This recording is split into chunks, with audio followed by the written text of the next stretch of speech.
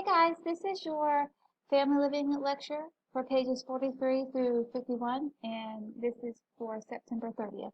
Today we're going to be talking about milk and other beverages. So let's get started. Okay, so milk is a versatile and chemically complex food, even though it's a very common product that probably most of you have every single day. Particularly if you like to eat cereal or if you like chocolate milk or something like that. It's a food that's high in nutritional value. It's a good source of protein and calcium. Remember, calcium is so important for young ladies to have because of the fact that women are more prone to osteoporosis. So make sure you're drinking or getting calcium somewhere.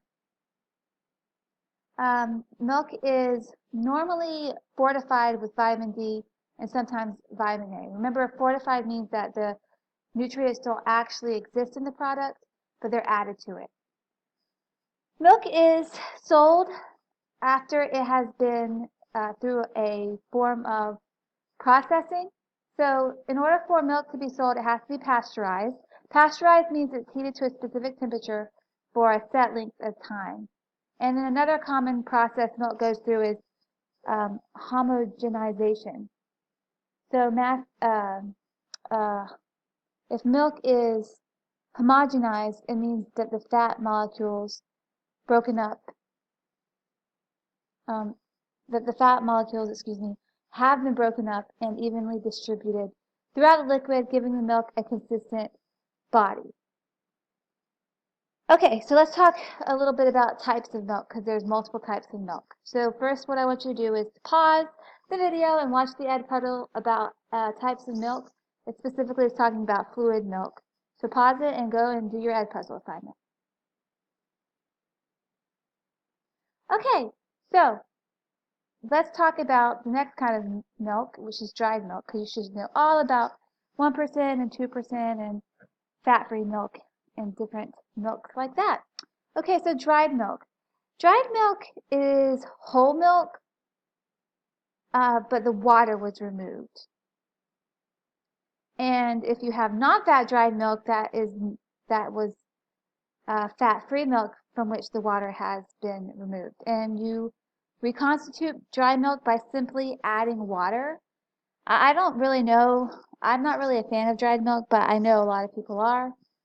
One of the reasons why it's so well liked is because it's economical and incredibly versatile. Okay, so canned milk. There are a couple of options with canned milk. There's evaporated and sweetened condensed milk. So evaporated milk is made from fresh milk that has had more than half of the water removed. Therefore, it is very concentrated. Whoops. And evaporated milk is often used in recipes.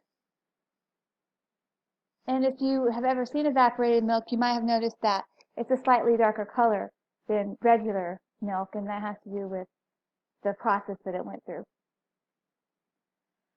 The other kind of canned milk is sweetened condensed milk, and it's also made from fresh milk, and it's had more than half of its natural water removed, but sugar is added to it to replace the missing volume of water. So sweetened condensed milk actually contains about 40 to 45% sugar. So that's a lot of sugar.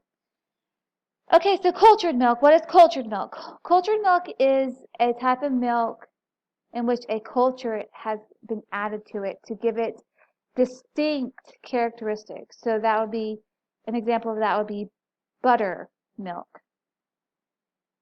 And that's because it's called that because it was taken from the liquid left after butter was churned, because they used to make, I'm sure you've seen those pictures in which the women are churning the milk to make the butter, and then they take that liquid and then they add a culture to the fresh milk, and the result is a unique tangy flavor, and it has a very thick body. Okay, and then I just also want to mention yogurt. Yogurt is also cultured milk. Surprisingly, it's a product which you've all had yogurt, I'm sure, but it's a product that's thick, pudding or custard-like consistency, and it has a tangy flavor. And in order to make yogurt, specific bacteria had to be added. Okay, so let's talk about types of cream, which is another milk product. So there's half and half, and this is a product that's half milk and half cream. It has the lowest fat content of any cream. So let's talk about sour cream. Sour cream is a thick, tangy cream, and this is a cultured milk product that is made by adding bacteria to cream.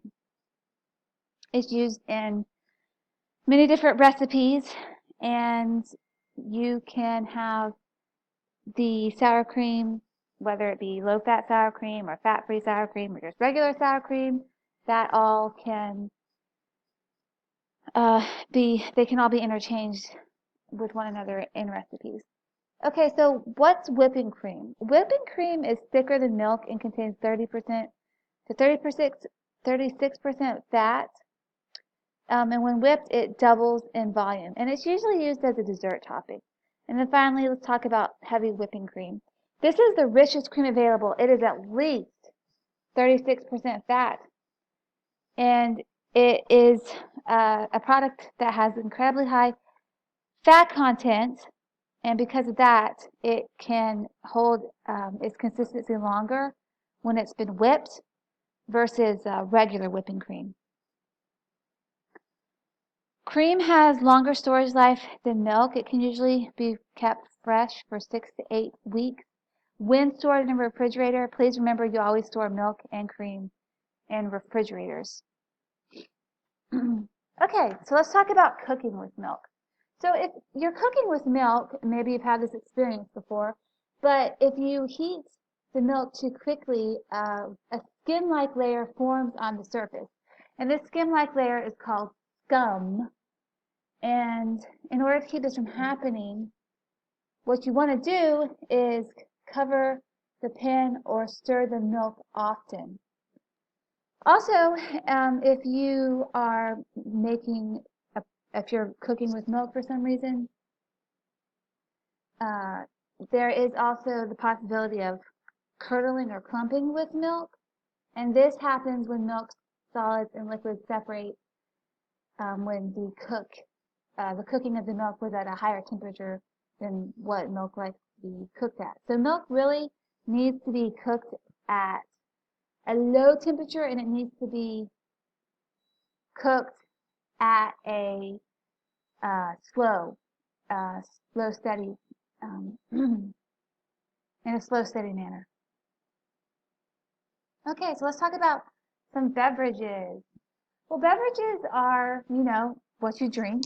It can be water, tea, juice, soda, coffee. There's other options.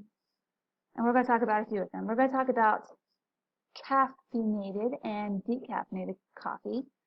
And in order to do that, you're going to need to pause this video and watch the Ed Puzzle explaining the decaffeination process. Okay, now that you know how coffee is decaffeinated, let's talk about a few bits of coffee making equipment. So in the first picture right here, you see the automatic drip coffee maker. This is a very popular way to make coffee. It's probably what you have at your house. Maybe not. Maybe you guys are coffee connoisseurs and you have the French press and you know all about coffee making. But basically with the automatic drip coffee maker, hot water is poured over the grinds for the right length of time to extract the flavor. And of course the coffee grinds is the ground coffee.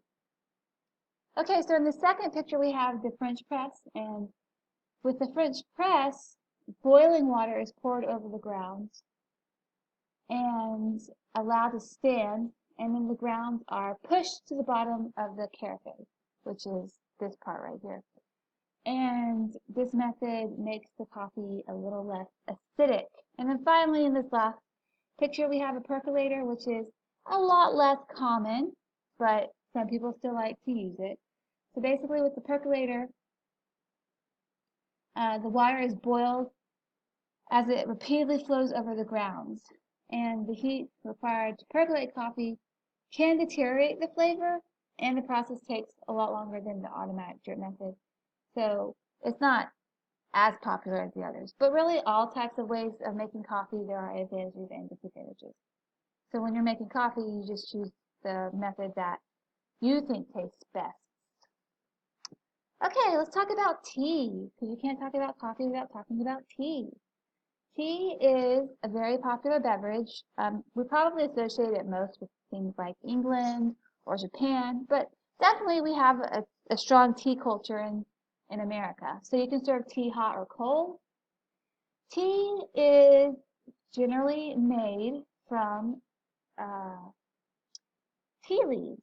And if you look at these tea leaves, they can be either fermented or unfermented.